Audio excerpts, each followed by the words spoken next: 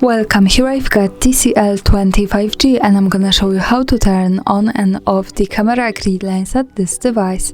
So let's start by tapping on the camera button to open it, and for now we are on auto photo mode.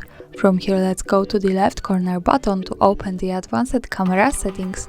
Now we have to slide a little bit down to the general category, and here we can find the grid option. So by using the button from the right we can easily turn on the camera grid lines and turn them off as we need.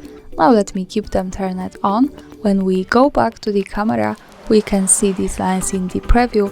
They are useful, for example, when we want to use the rule of thirds in photography or making experiments with composition at our picture. And of course remember that these lines are not visible at the real photo, so when I take a picture and when I go to the left to the button that follows us straight to the gallery, we can't see them, so the grid lines are only to help us taking better pictures.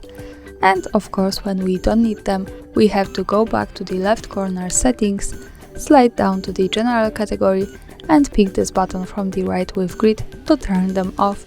So for now, in the preview the grid lines have gone. And that's all, thanks for watching, subscribe our channel and leave the thumbs up.